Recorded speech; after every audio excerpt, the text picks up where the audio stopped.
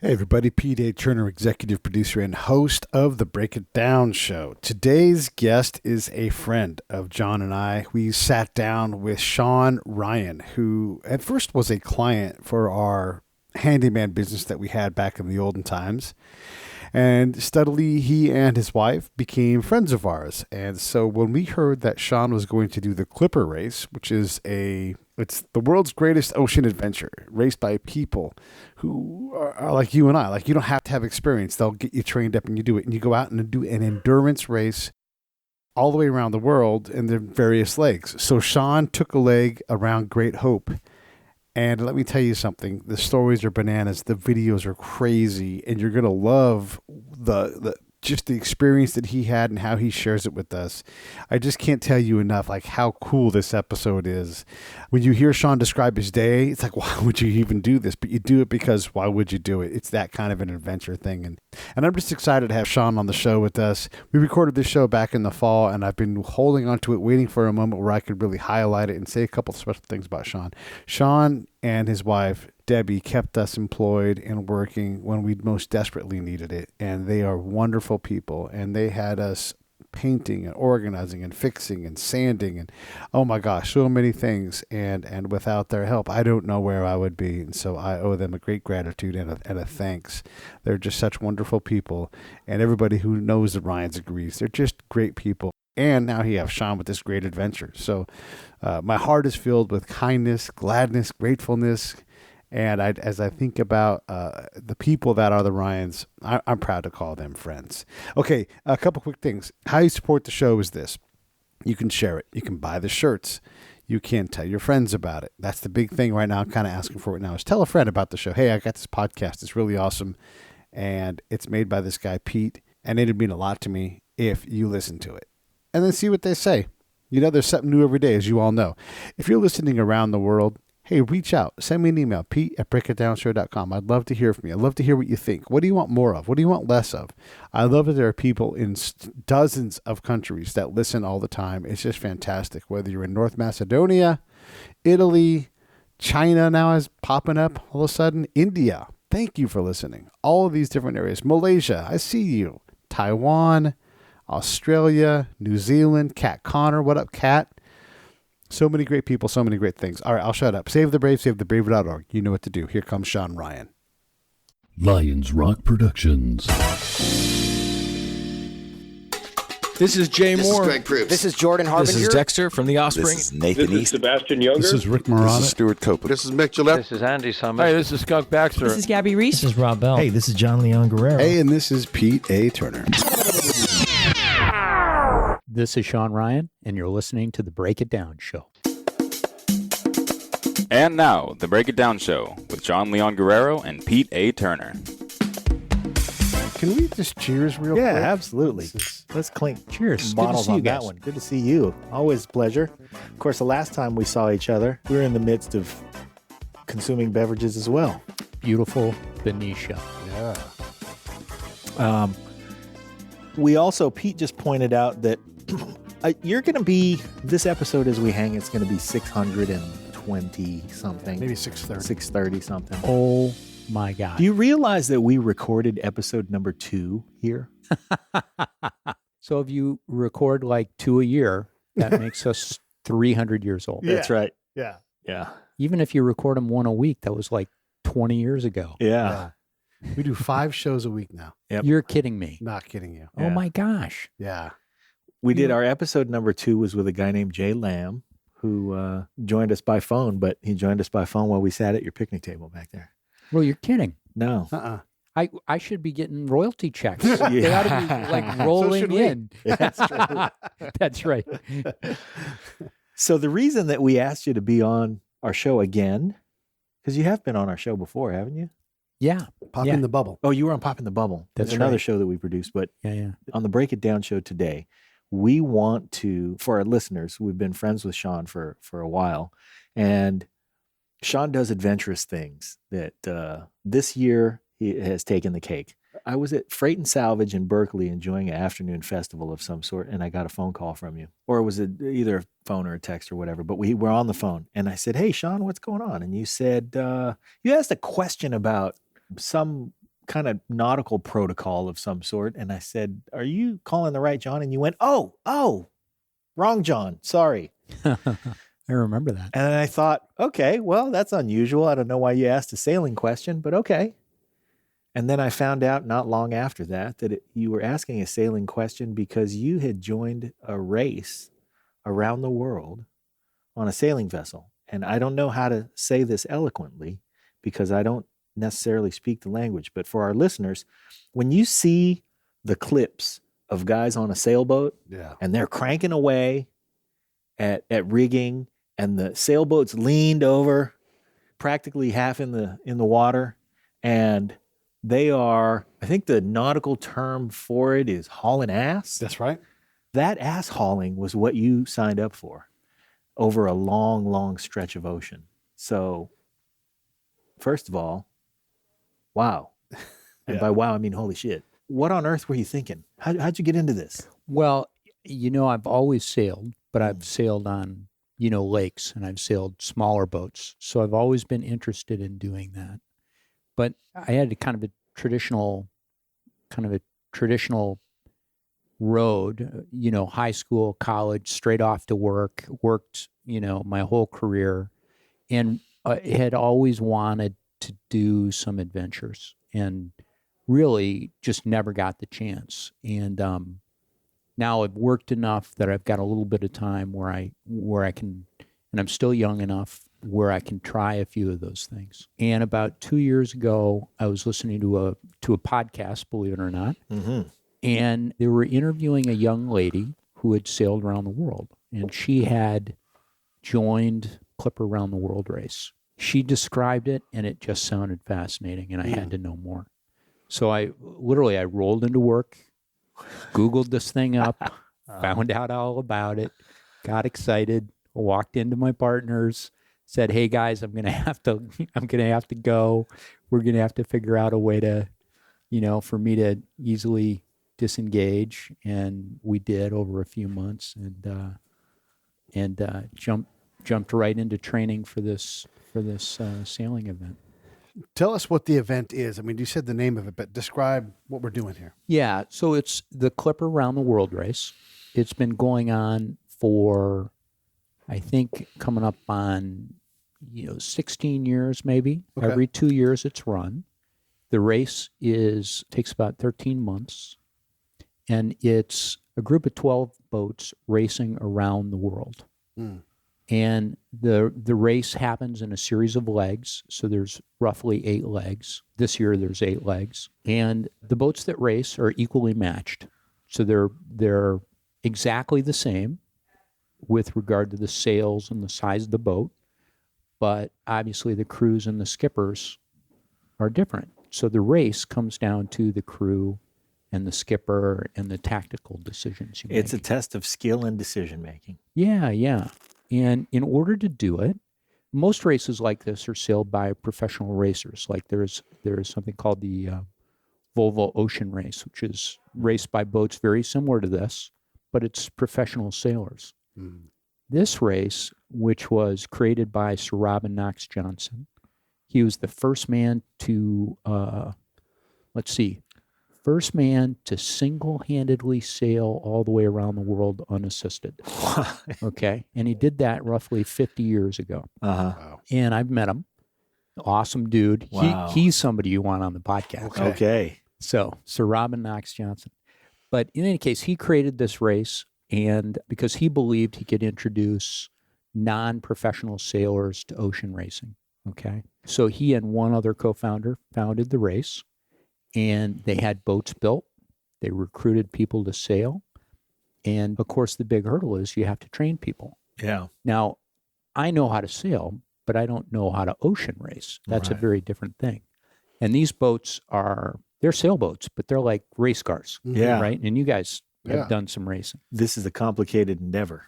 Yeah, it really is. So when I went to training, I really kind of acted like I didn't know anything. Because I knew, comparatively more than some of the folks, but dramatically less than I needed to know to be competent aboard the boat. Right. let's hold that thought for 1 second. I want to take a sidebar with our listeners. Now, Sean Ryan, for those of you guys who don't know him, like Pete and I do, is the kind of guy who decides at some point to build a replica of a Ford Cobra in his garage. And when he takes this endeavor on, he does it in such a way that he's going to build it to exacting standards. It's going to be the best one of those you've ever seen. That's just the way Sean Ryan does things. At some point, talking with his wife, Debbie, about this endeavor, I said, wow, it was great that Sean built that car, and what an amazing result. And she said, when he built that car, I wasn't sure that he knew how to change the oil in a car. So this is what we're dealing with. We're dealing with a guy who decides to dive headlong into something, and he will conquer it in a way that it will feel good and conquered when it's done. And that car is gorgeous. Yeah. Where were we? Thank you for the description of the car. I was here during that aside, so just feeling mildly uncomfortable. I like this. I like to talk about you in the third person while you're sitting right next to us. I was going to jump in and say, yeah, I really do like that Sean. He's pretty cool. Yeah. So when you decide to take this on, the training schedule, you go in humbly, which doesn't surprise me, because you're the kind of guy who would be, and I'm just making this up in my head, but let's say you had a black belt in judo. You might decide to take on another discipline, and as is customary, but whether it's customary or not, you would start the new discipline at white belt and dissect the whole process from the beginning because your mind works that way. When you went after the sailing training, what did you learn that was completely new in the ocean racing process that you hadn't learned as a sailor in the years of sailing that you'd done before? Hey, this is Peteaturner from the Break It Down Show, checking in real quick to ask you this. John, Scott, and I all support Save the Brave with our time, our location, our effort, and our money. Each month we give a small amount. Do the same with us. Go to savethebrave.org. Click on the donate tab, pick an amount that you want to come out each month, and they will handle all the rest. I stand behind these folks. Thank you so much. Let's get back to the show. What did you learn that was completely new in the ocean racing process that you hadn't learned as a sailor in the years of sailing that you'd done before? Oh, geez. Literally everything. Wow. The boat systems. So even though we're non-professional sailors, we're fully responsible for the boat. Now, there is a skipper and a first mate who are responsible for weather routing and tactical decision-making. But short of that, the boat's raced with roughly 20 people total.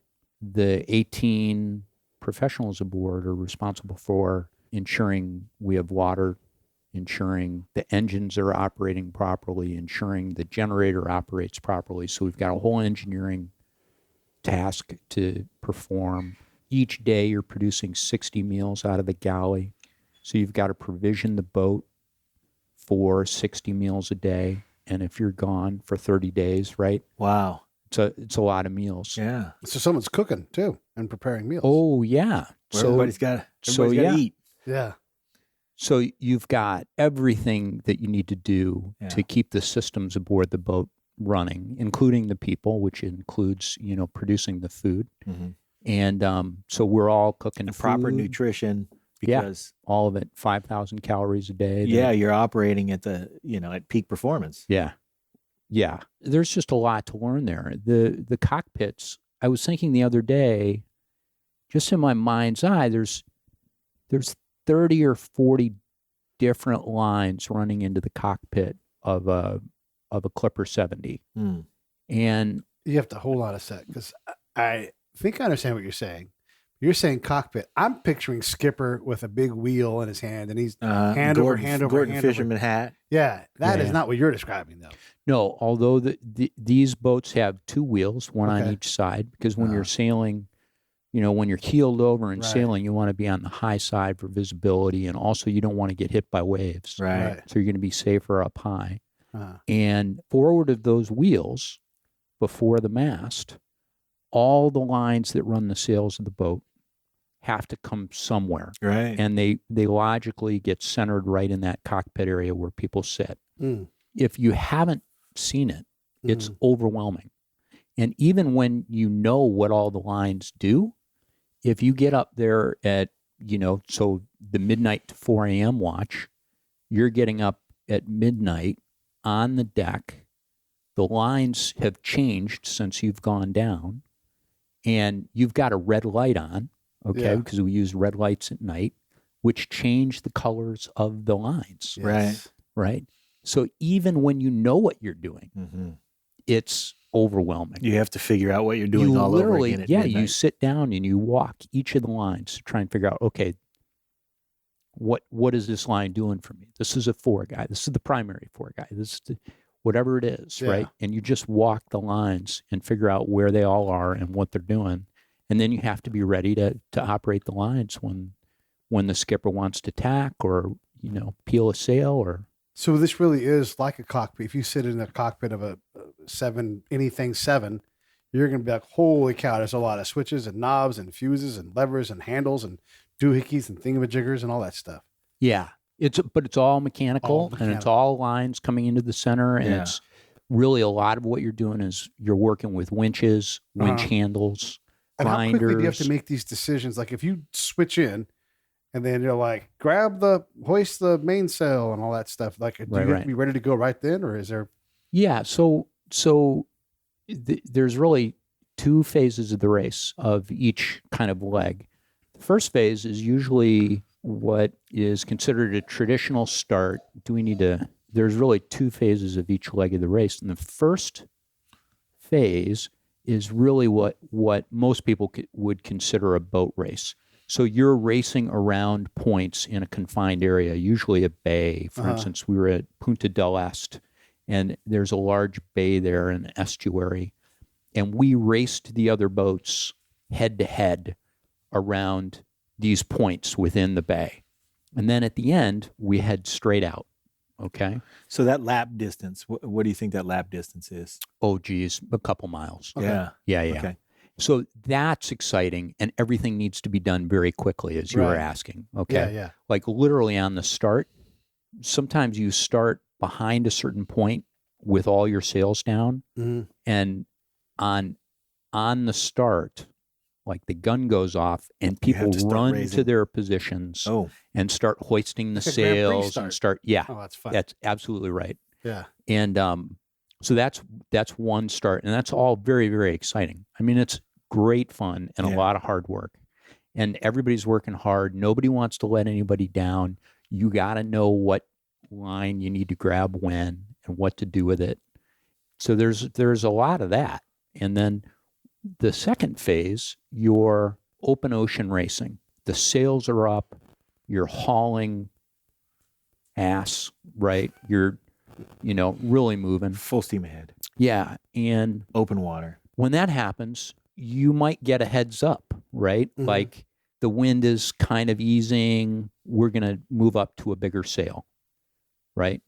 Get the sail on deck. Get the lines run for the sail. This is a maneuver I didn't even think about. Yeah. So you do all this, right? And so you're doing sail changes, and so usually that's a little bit more. You get a little bit more of a heads up. Okay. Now, what can happen though is, for instance, in the South Atlantic, we were sailing through a series of low pressure systems, and those came with their own little storms, own little squalls and gusts. And what'll happen is this wind will suddenly rise, and you'll have to get sails down quickly. Open ocean racing is really about getting the right sail up at the right time. You usually have a little bit of a heads up about what sail you're going to need when. However, when you're sailing through big systems, little systems like squalls will be there, and the winds can change quickly, and you need to respond by changing sails quickly. And that can get, as the English would say, that can get pretty fruity. So.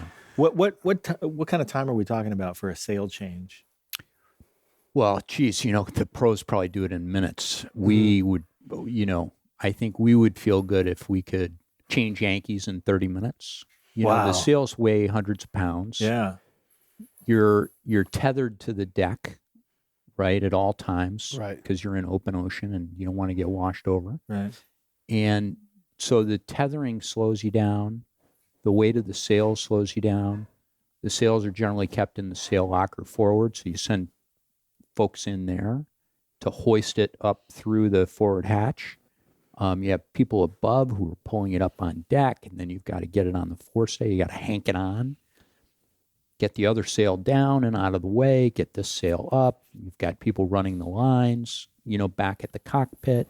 There's a lot going on. Yeah. And the whole time the boat is, generally it's at a 30, 35 degree angle. And it's pitching through open seas and large. So not only is it pitching, okay, but there are waves coming over the boat that are sufficient to knock you over. So you're dealing with pitch, roll, and yaw all simultaneously. Yeah. Okay, so let's get some basics down so we can kind of figure out. You're talking about a cockpit. How big is a cockpit? How many people are in it at one time? So the watches, we said about 20 people on a boat. Watches are about 10 each. Okay. You've got you've got 2 people at the helm, the helmsman and the backup. Right. So you've got about 8 people in the cockpit. Okay. Now in a sail change, about half those people are going to go forward. 1 or 2 might go below for the hoist and then move back to the cockpit to help manage lines. Right. And so you're going to have a couple people on the foredeck taking waves and getting sails in order. Eventually 4 people in the cockpit working winches or grinders. I'd like to back off of sail operation for a minute. And I do want to ask one question. Oh, how fast is this boat going? The boat can go as fast as 40 miles an hour. Okay. So it doesn't necessarily sound fast, but these are 35-ton boats, and they're 70 feet long. Yeah. And when they're going, like the boat, I think we hit 27 knots, which is a little over 30 miles an hour. And I got to tell you, when you're on one of these things, it's like being on a ski boat, except you're sailing. Yeah. And the boats are producing rooster tails along the sides. Yeah. I mean, you literally could ski behind a sail. Oh, absolutely. That's speed, absolutely. You can barefoot. Yeah. You're a little small. They surf on the waves. So when a big wave is coming up behind you, it creates this big long downhill ahead of you. And so the back of the boat will rise, and the boat, when you're sailing downwind, will just accelerate down that wave. Wow. And good helms people are working to maintain that surf as long as possible. Yeah. So, and it's incredible. I jumped in on you just to get that last. Well, I'm glad we did that, because what I'd like to do is talk about the human operation. So as a crew member, especially one of the non-professionals who's trained for this race for, how many months did you train? Oh, there are months of training, but you spend 4 weeks on the water, all in England. Wow. So now let's talk about, say, a 24-hour period. Yeah. Where you wake up and the first thing that you do, and take it from there. So you wake up several times in a 24-hour period because you're on a watch schedule. So there are 2 watches. So they'll call them port and starboard, or red and gold were the watches on Qingdao, our boat. And I would get woken up by somebody on the other watch about 30 minutes before our watch needed to be on deck. So I'd wake up, I'm in a cot, I'm in a sleeping bag, and what I need to do is stuff my sleeping bag in a cubby along the hull of the boat.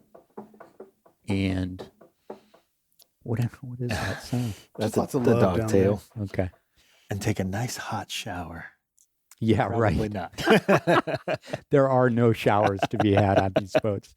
And so you wake up, you and it's a rush, because your whole watch is trying to get on deck so the other watch doesn't wait, right? But you also want as much sleep as you can get. Right. So you wake up as late as you can. So you're waking up and you're stuffing your sleeping bag because you got to clear your cot because somebody else. Because you guys are hot cutting. Yes. Yeah. So the watch coming off, like my cot mate, if you will, the guy who's getting in that cot was going to come down and pull his sleeping bag out and be in there 10 minutes after I got out of it. So. if you have time, Let me just recap for our listeners. This is on a vessel that is pitched 30 degrees. Mm-hmm. And so now just imagine sleeping in under those conditions. Now Mhm. waking up under those conditions as well. The boat's underway. You bring an interesting point into this. In order to stay in your bunk, Yes. there are two mechanisms. Mm-hmm. The bunks are hinged against the side of the boat. Okay. And so when you get in the bunk and the boat is pitched, you have to raise the bunk so that you're wedged in. Uh-huh. Okay. So it literally raises up at an angle. Wow. And you fall into the corner between the bunk and the wall of the boat, Cozy. the hull of the boat. Yeah. And frankly, it's the only way to sleep. Yeah. Right. And the tighter you are, the better. it Yeah. So sleep. the wall of the boat is something soft then too. No, Because like if you're rolling the other direction, your face is on the boat. it is on the boat.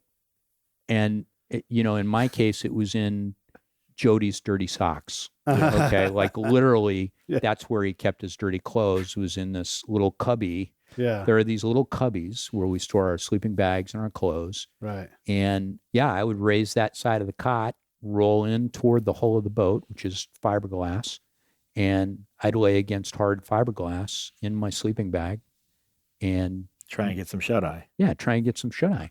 But in addition to that, you have something called a lee cloth, which is a cloth that is the edge of the cot that's away from the side of the boat. Mm-hmm. And it too has some cords so that you tie that up high. Okay. And so it's about 1.5 feet tall, and it's supposed to catch your body if the boat bounces. Mm. Okay. And I used to ignore these. In training, I ignored them. I'm like, if I wedge up right, I'm never coming out of that Yeah. wedge. How is that theory? Well, Well. I learned that somebody had hit, that a boat had hit a wave, and somebody had bounced out, even though they were highly wedged up, right, with their cot. And the caution went out that everybody absolutely needs to use their lee claws, or somebody's going to break something. Right. And Is that because Lee fell out of his boat one day and he's like, I got I to don't sew know. a sheet. Yeah, I don't know where that comes from, but in any case, I set up my lee cloth, fastidiously and it's just this one extra thing that you need to do before you go to sleep. Yeah. So you kind of do it begrudgingly, but boy, I better do this. Well, I'm glad I did. I was routinely really wedged up and had the cot really up at an angle to keep myself in. Fell asleep and woke up in the lee cloth. So the boat had tacked, was going a different direction, caught a wave. And it's interesting because what happens is, like, the boat will rise, and every once in a while it'll fall faster than you do, and you just remain in place. Yeah. Right? In addition, sometimes it'll rise and suddenly it will throw you. It will just simply accelerate, and you'll go whichever way the boat was going at the time it threw you. Yeah. And then it will go somewhere else. Okay. Huh. And in this case, I was launched up and thrown, and then the boat moved sideways under me, and I was caught by my lee cloth. Wow. Had it not been there, I would have hit the wall on the other side of the companionway for sure. Absolutely for sure. And then I would have fallen 6 feet to the floor. And And that was the day we learned not to begrudge the lee cloth. that's right. We learned to love that thing. It became our friend. And how is that sleeping? Are you so exhausted that doesn't matter what position you're in, or? Kind of, yeah. Yeah. Yeah. I think everybody was that way. 2 days in. Yes. First couple of days, you're having trouble sleeping because you're on this weird watch schedule. But then after that, you're exhausted from the work, and you're falling behind on sleep. Yeah. So then you're optimizing for sleep. Like, the whole process degrades until you reach like an equilibrium. And what I mean by that is, you start doing your watches and your off watches, and you're thinking, okay, I'm going to hit the head. I'm going to do some hygiene stuff, clean up a little bit. I'm going to brush my teeth. I need to find my do some reading. I'm going to do some reading. Journal a I'm going to little get bit. my glasses. I'm going to get the earplugs so I can sleep. I'm going to you go through these things. Oh, and I'm going to fill my water bottle, and I got to change the batteries on my headlamp, and oh, I'm going to grab a brownie because there are a few still out, right? And the truth is, you put that list together, and then you try and execute it on the boat while it's lurching around, and people are sick often, and particularly at the beginning, and then you're like, okay, there's no way I'm going to be able to sleep and get all this stuff done, or there's no way I'm going to wake up and get all this kit put away and get on deck on time, because you got to put all this kit on to go up on deck, all this foul weather gear. And it's a bunch of it, and most of it, fits tightly in certain areas. Like I've got an ocean dry suit, which is just like a big onesie with a rubber-proof zipper that's like scuba grade, and it's got big rubber seals at the wrists and at the neck. Every time you put that thing on, it's like being born again. You're pulling this huge rubber seal over your head, getting it down around your neck. It's tight as all get out. Same thing with the wrists, because if you go in, if you go in over, you don't want it water leaking in. It'll kill you. So, okay, you've got this list of things. You still need water in your canteen, though. You still need to brush your teeth. You still have to to do all these things. Yeah, you try and sneak that in. If you can't do it when you're going up on deck, so you take the lee cloth down, you level out your cot. Hopefully you're not falling out while you're leveling it down. Stuff in the sleeping bag, putting away headlamps and things, probably grabbing whatever kit you need to go up on deck. Okay, go to the galley area. You're sitting there. If the world is good, somebody's got a hot cup of tea for you. And because somebody from the previous crew will have come down, they'll have woke you and then kind of made some tea for you or whatever, right? That's hopeful. If we're really having a tough night, nobody's doing that, because everybody's needed on deck. Everybody's doing sail changes, what have you. And then you go up on deck, and and that could be one of two things. Either there's a bunch of work to do. You got to put a sail on deck, take one down below, change sails, peel sails, whatever it may be, or you're on a tack. You've been sailing the same tack. The wind's been at the same direction, and you're just waiting until you're needed. And that can be in the middle of the day if the sun is out. That could be a wonderful open ocean sail where you're looking at birds and seeing, dolphins and whales. Or on the opposite, it could be the middle of the night. Could be freezing cold. You could be wishing you had something to do, and it can be really hard to be out on deck, for hours on end. And sometimes all 20 hands are up top. Yeah, they'll call in all hands if somebody gets injured. They'll call in all hands if there's a man overboard. They'll call in all hands if it looks like there's a damaged sail and they need to get it in. There's a lot of reasons they'll call in all hands. Did anyone go overboard? Yeah, so in the history of the race, there have been, I don't want to say several, but there have been a handful of MOBs. This year, during the first leg of the race, there was an MOB, and it was a skipper, who was not tethered to the boat, okay? So he took liberties with being tethered. That's got to be a license revoking. I believe it occurred at night. Okay. This just gets better and better. Yeah, I know the guy who was standing next to him when it happened. And, the skipper had run forward to help out with, a problem that they were having with one of the sails. And the boat, like I said earlier, the boat can lurch. Yeah. And, you think how the boat moves after you've been on it for days, but there is this random factor. It's like throwing the dice, and sooner or later it's going to do something completely unexpected, and it's going to do it quickly, and it's going to throw you.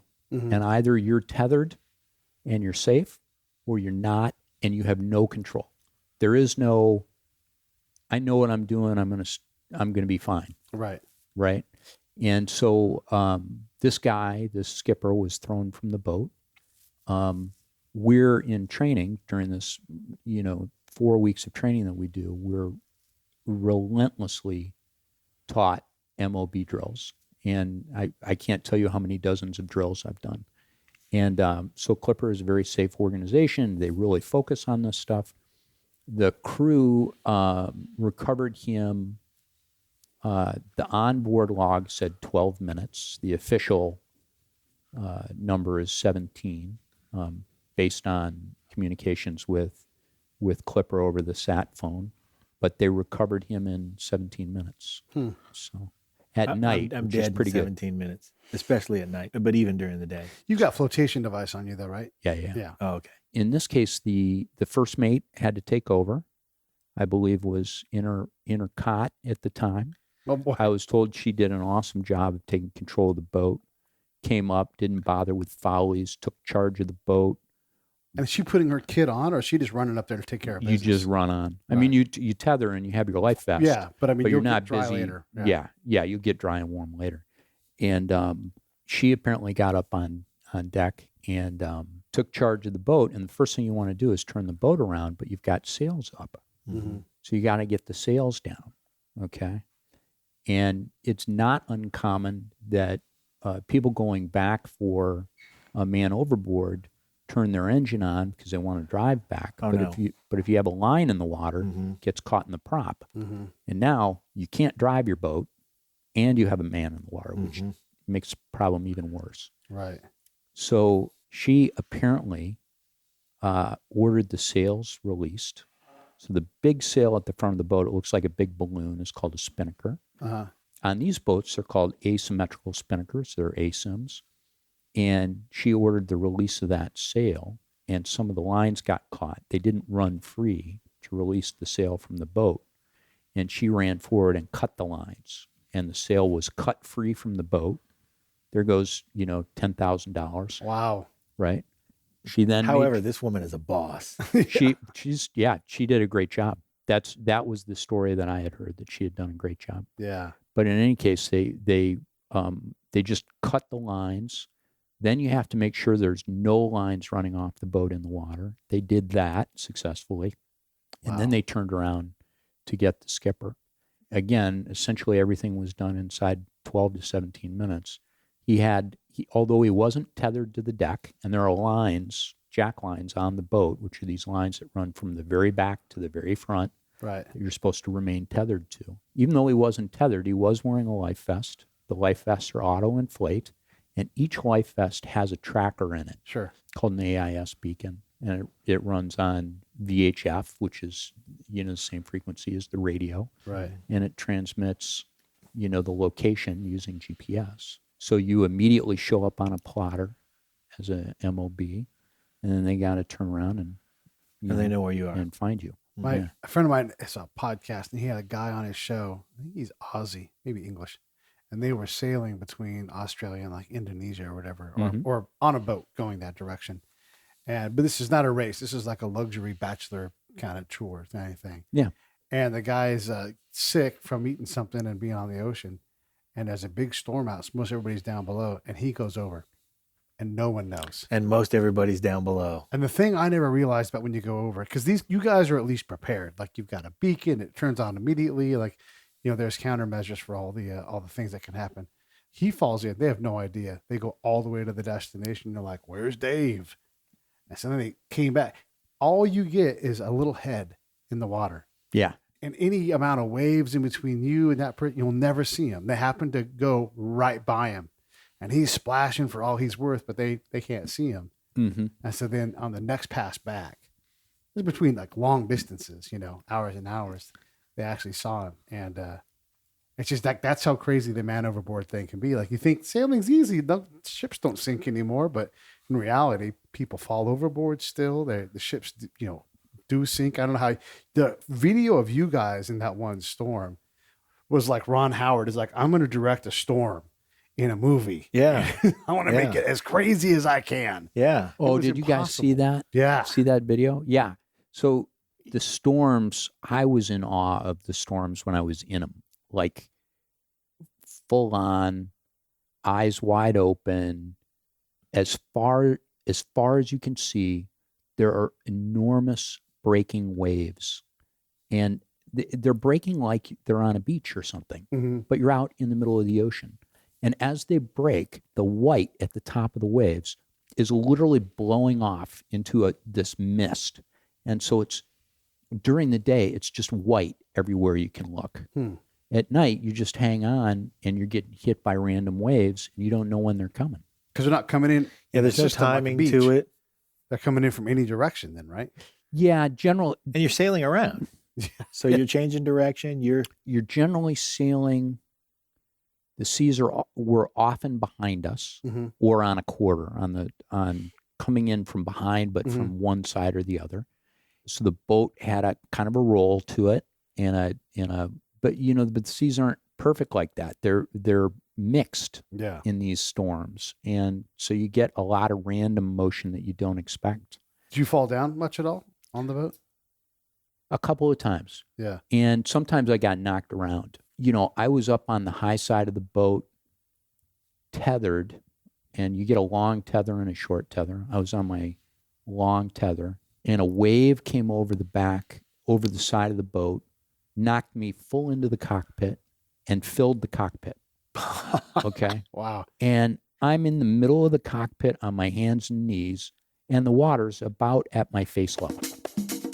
Hey, this is Peteaturner from Lions Rock Productions. We create podcasts around here, and if you, your brand, or your company want to figure out how to do a podcast, just talk to me. I'll give you the advice on the right gear, the best plan, and show you how to take a podcast that makes sense for you, that's sustainable, that's scalable, and fun. Hit me up at pete@breakitdownshow.com. Let me help. I want to hear about it. I'm in the middle of the cockpit on my hands and knees, and the water's about at my face level. Okay, now the water quickly drains out the back because there's nothing keeping it there. Mm-hmm. Okay, but it had fully filled, and I was up to my armpits in full on blue water. Yeah, in a split second. This is the volume of just water we're as talking about. quickly as you can. It just as quickly as you can, blink your eyes, Yeah. you're immediately awash in a wave of water. Let's get back to the 24-hour cycle because we just got up and we got on deck. Yeah. And the watches, as you described them, there are several in a 24-hour period. So how long is a watch, and how long before you're back off shift and can relax again? The night watches are 4 hours, Okay. and the day watches are 6. Okay. So that gives you 5 a day. So you may do 8 hours at night one night, and the next night you're only going to do 4. But then the next night you do 8. So it kind of rotates. Day watches, you have enough time to get some sleep and then wake up, and maybe you might help the other watch with sails and things because there's sail repair to do. You might try and read. You might try and eat. You might try and get some hygiene stuff done. Everything's done with biodegradable wet wipes for the most part. Mm-hmm. And or you might try and get sleep. So my buddy Brian has rowed across the Atlantic Ocean, and he was saying most of the waste you just put in a bucket, poo in a bucket, and then you get rid of it. It's a similar situation, or do you guys have more of a traditional latrine? We've got pump heads aboard. There are 2 of them. So that Yeah. luxury you do get. Yeah, you pump. Because you got 20 people. Yeah. Boy. Yeah, that would be a lot of bucket action. That would be. Any bucket action And is is a lot there- of bucket action. I know you're racing, but is there time where you're like, there's just no water, so we're all going to go for a swim?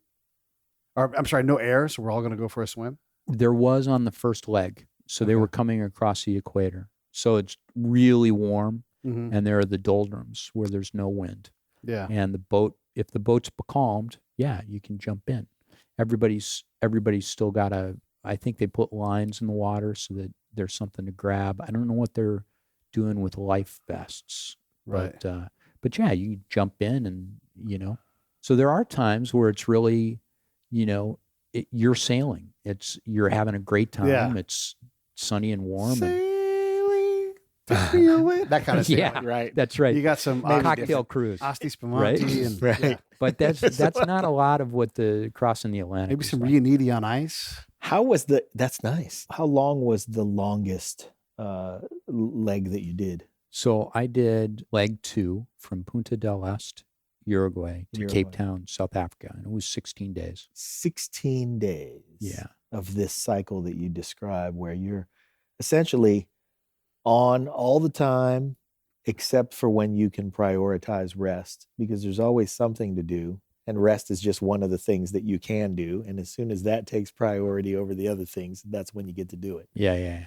So the 16 days of that stretch, the amount of sleep that you got, if you were to accumulate it, is how much you think?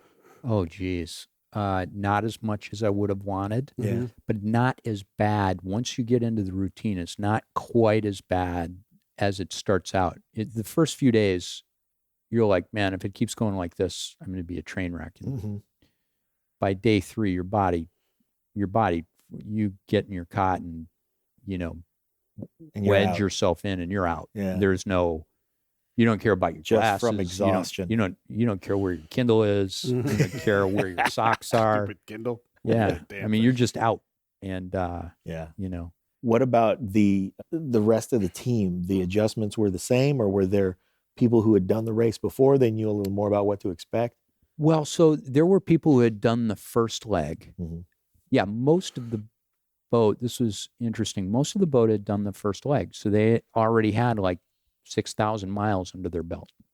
So they knew the routine. They knew how to operate the galley and produce, 60 meals. And that job rotated. I see. And And their bodies were acclimated. Yeah, and everybody kind of went through the same routine. Everybody's got to get used to the watches and get used to the work, and they're a little bit better with the lines, having Practiced. having spent weeks doing it. Mhm. They knew the line work. How about nutrition? Because it seems to me that those meals have to be quick to prepare. You can't spend a lot of time on them, and you're talking about calorie dense, nutrient dense. Yeah, there's not, the food variety goes down a little bit. Sure. They do their best, the victuallers, the people who are part of the crew, Mm-hmm. who get Who assistance, designed the menu? who put the menu together and then procure the food. They work really hard to provide variety, but we were on an 8-day cycle. So every 9th day, we were back to whatever we had on day 1, Okay. which, Hey, that's plenty of variety. yeah, I could have done with half the variety, I was fine. And I think most people, you want the food to be simple. Cooking below is absolutely arduous Yeah. if you're going through a storm. What were you eating? Geez, mornings, we were lucky we made pancakes. We often had, we would make yogurt some days. Mm-hmm. You have to make it the night in advance. We had granola. The Brits were into Nutella, and I don't know if it was Marmite or Vegemite. Uh-huh. The mother watch that didn't do these 4-hour watches, but everybody had to spend a day kind of being mother on the boat, and there'd be 2 people who'd spend all day not doing their watches but making food in the galley, and that started at 4 a.m. And if you got up at 4 a.m. and you were the mother for the day, you could bake loaves of bread, and then for breakfast you'd have baked bread, which they'd slice up and put all sorts of stuff on. And Wow. lunches, so there was a lot of pasta.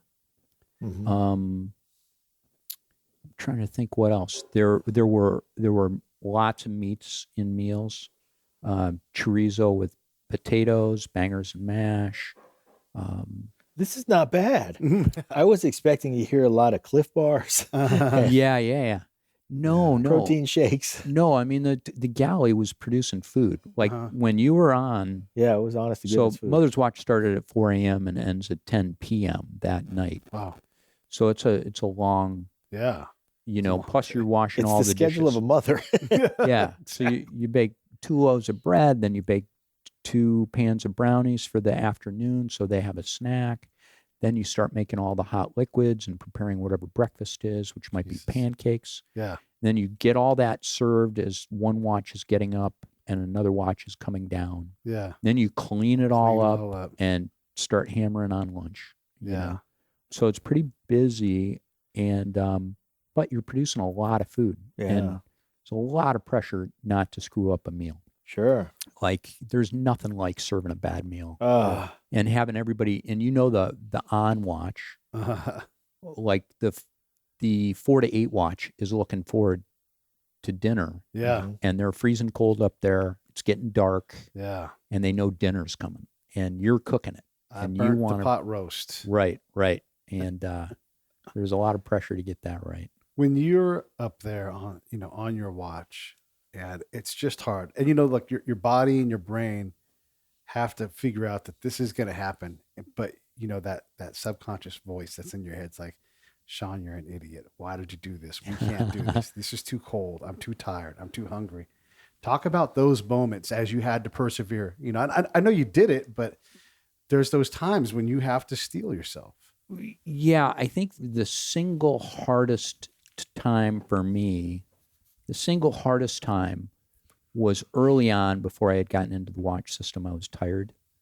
And after the first few days, we sailed right into our first low pressure system. And I won't go into any details, but the backside of a low pressure system is pulling air from the south. And we were in the South Atlantic. And what's south of you in the South Atlantic is cold. Is Antarctica. Okay. And so this very, very cold wind is blowing, really just blowing.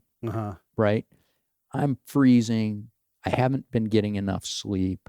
And it had been consistent. So there was nothing to do. Yeah. And so you're just sitting there. It reminded me of, I don't know if it's Robert Frost, but there's a poem about a bird on the bow of a boat, and it just sits there as it gets colder and colder, and it's got nothing to do. And literally in the poem, I think the bird eventually dies, right? Just kerplunks. And I was thinking, okay, that's me. I'm freezing my ass off. Yeah, you're just gonna fall over. I'm dead tired. So that was the hardest for me personally. That I would much rather have chaos on deck and be working the chaos and be engaged. And there was one time that happened. I came up, there was a watch change, and we were fully on deck.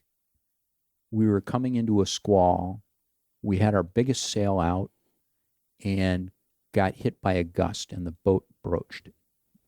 Fully leaned over. Okay. Wow. So the other side of the boat, the low side of the boat, is 6 feet underwater. Okay. The mast of the boat is nearly parallel with the water.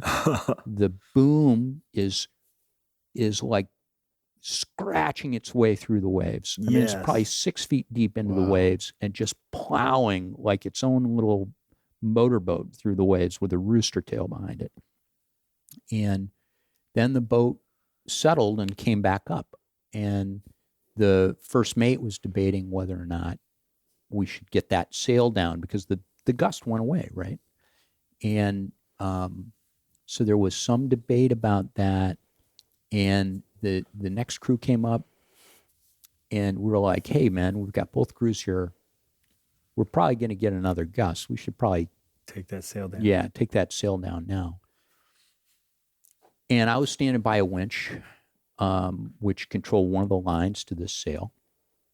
And while we're discussing it, a gust of wind comes along, and the boat completely lays over again. Now, I can't tell you, it is chaos on deck. The boat is laying over sideways. Everybody's hanging on for dear life, literally. And the lines from these sails are whipping around. And if you get hit by one of these lines, you can literally lose a limb. Yeah.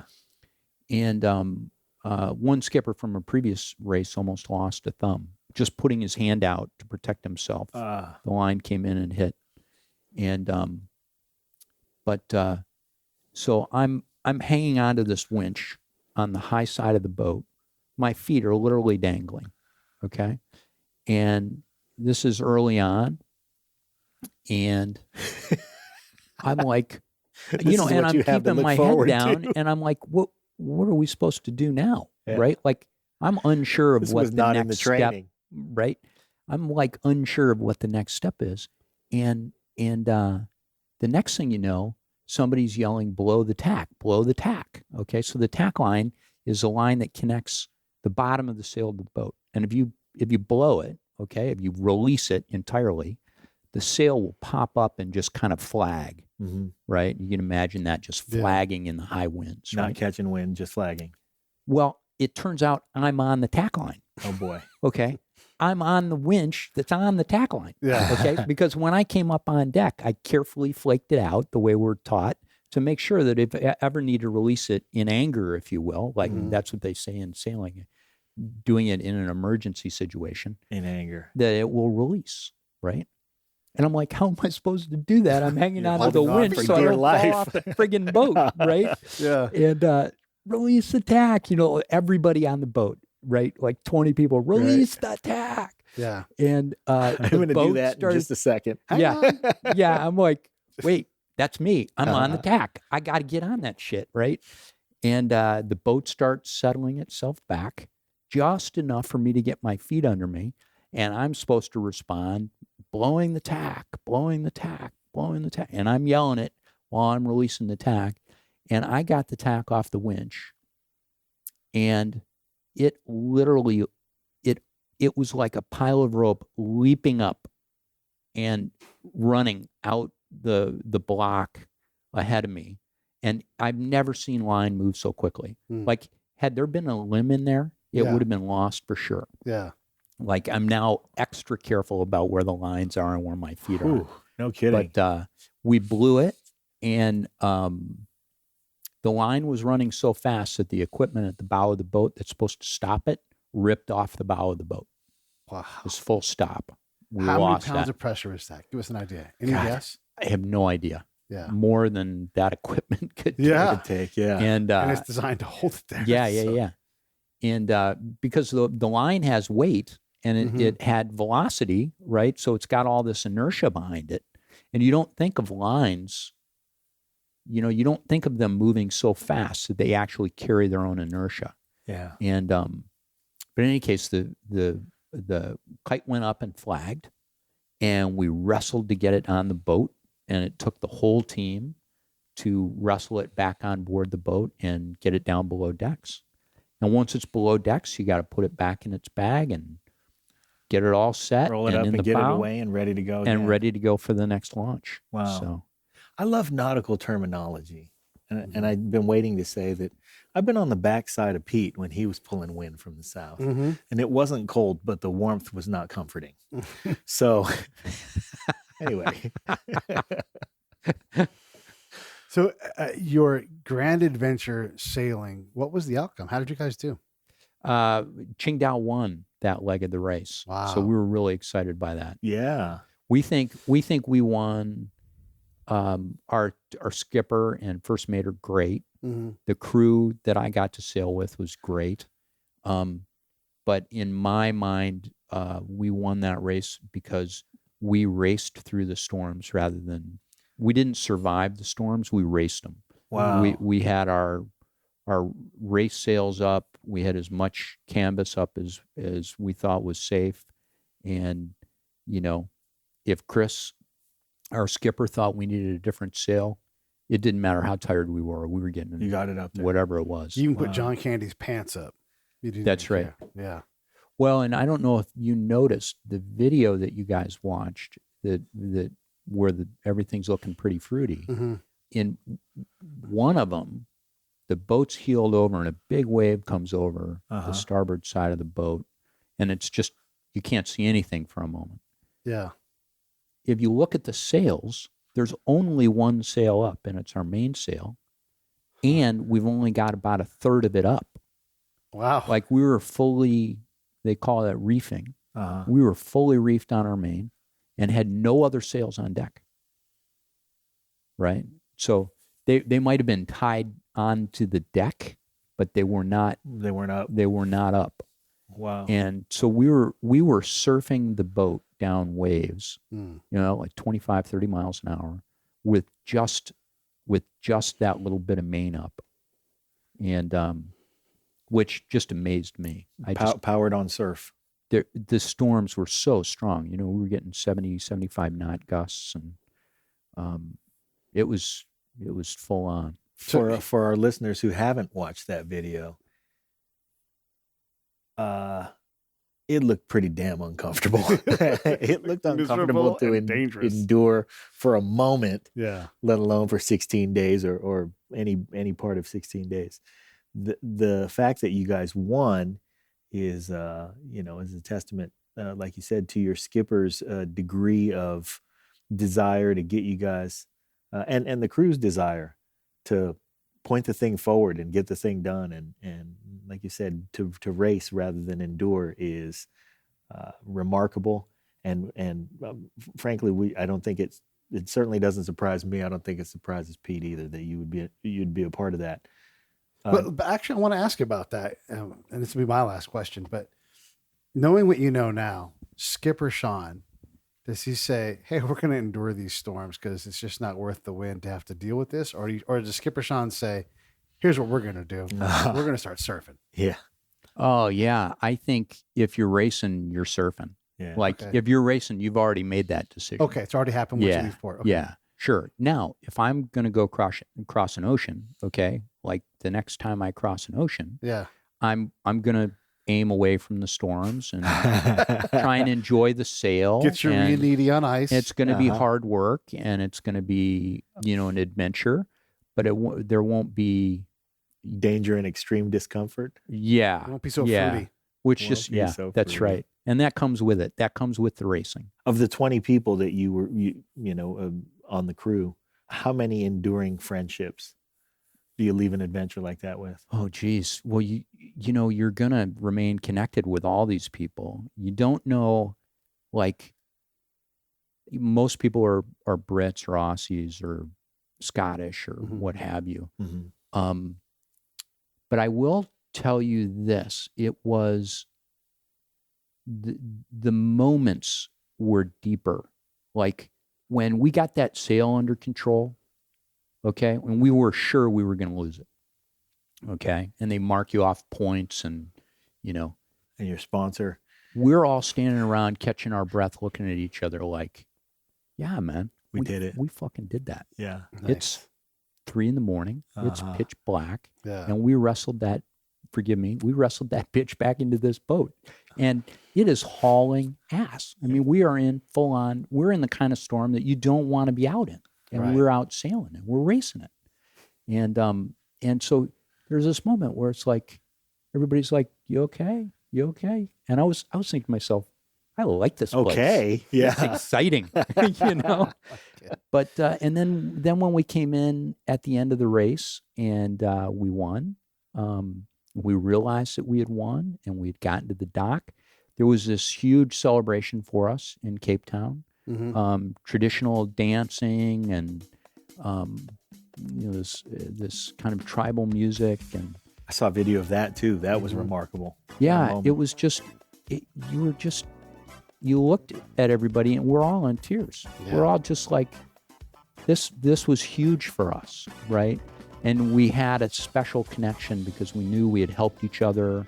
We all knew that we had suffered in one way or another, tired or discomfort, and we're all happy we were with each other.